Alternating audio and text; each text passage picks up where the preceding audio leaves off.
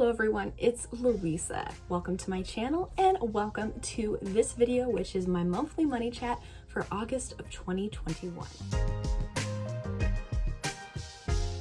If you haven't watched any of my monthly money chat videos before or have no idea what I'm talking about, up here will be the playlist for those videos so you can watch the previous ones. But basically what I talk about in this video every month is that I talk about my personal finances because I find personal finance just kind of interesting. I mean, everyone has to keep track of their finances somehow, right? And I feel like everyone does it differently. So it's just really interesting to me. I don't know, I'm a nerd, what can I say? And I also share what savings challenges or how much I saved, and I give some category totals as well and show how I spent for the month. So, August, how did it go? Ooh, I did start a new job this August, and it will be a job that I have through the school year, so that's really exciting. I did start that in August. And what else changed for me in August in terms of finances? I did have my birthday, so I did get some money for that, which I put into my savings. So that did help out my savings, which is very nice. And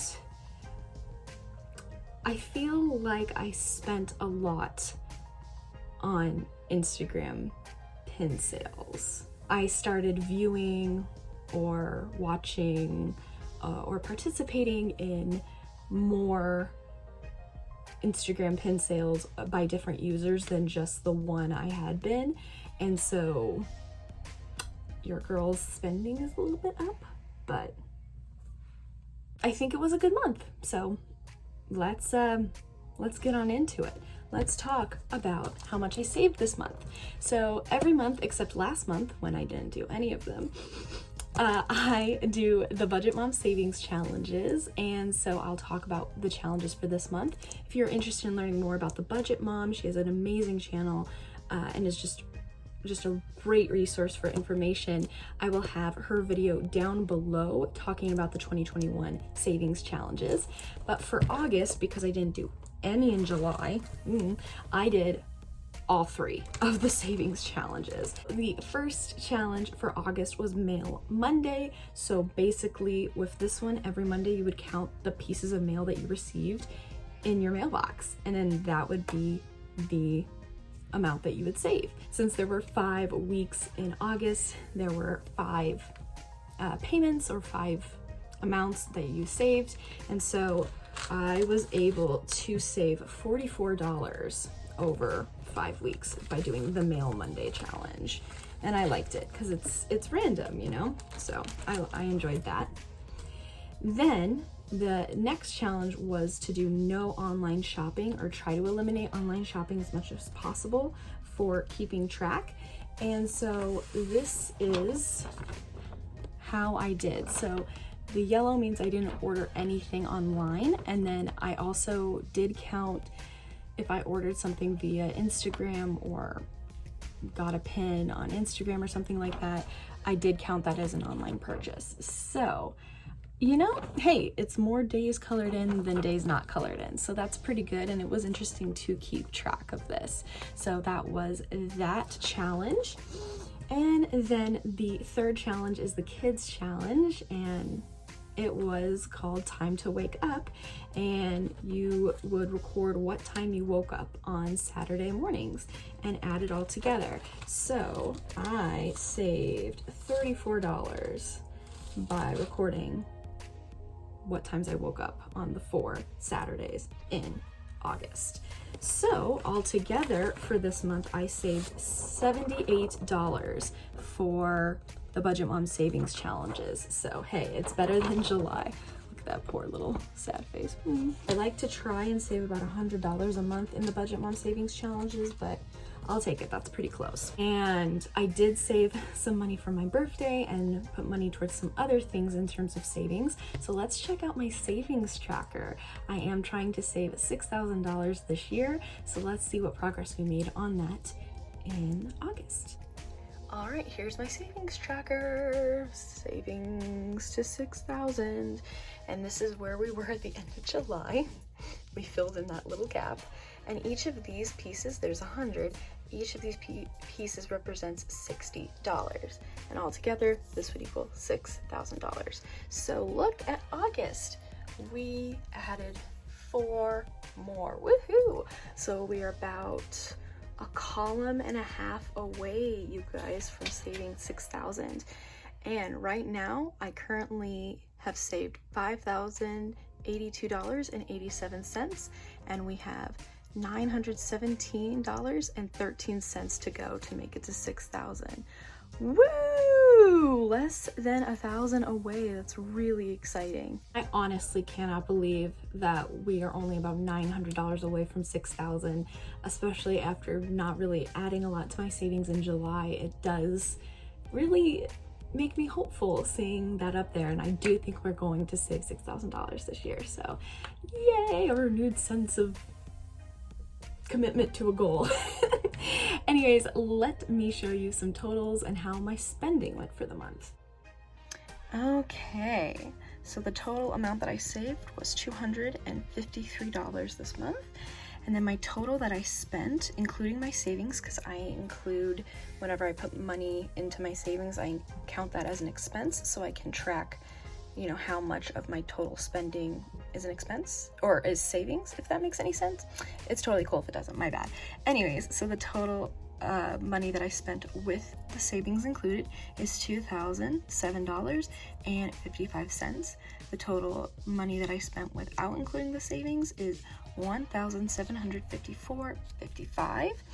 Then my total income was $1,254.76, and the cash flow and difference between the two is $752.79, which looks really bad. But let me explain why this might not actually be that bad, because if we look down here in category totals, okay, so I'm kind of breaking it. Okay, so if we go to like the YouTube category, this is really high. I actually did some Burlington pickups and some antique pickups and sent them to YouTube friends and other YouTubers who paid me back. With what they paid me back, I put that in my total income, but I marked the purchase as, you know, for YouTube. So it looks like I spent a lot on YouTube, but I was paid back for quite a bit of that. So I don't know if I should have taken that out of this so that this number should be lower and not counted it in my income. I don't know. So that's one reason why the cash flow is a little bit different. And also I got paid by like 3 of my jobs on September 1st. So that also would have helped. So just bad timing, I guess. All right, so let's look at some category totals.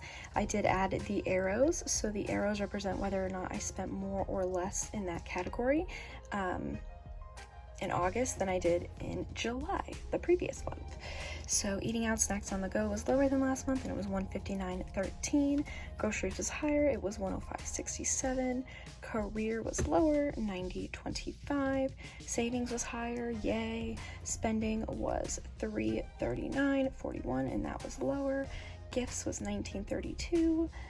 Health was $122.84. Oh, and that's another big thing about August. I did start paying for my health insurance this month, so that was another big financial thing of August. Donations, the same. YouTube was definitely up, $597.30, but again, maybe should put like a question mark about how I calculated that. Car and gas is up, $219.27. I'm commuting a lot to work right now, but that will change starting at the end of this month, September. And then bill/other was down $81.37.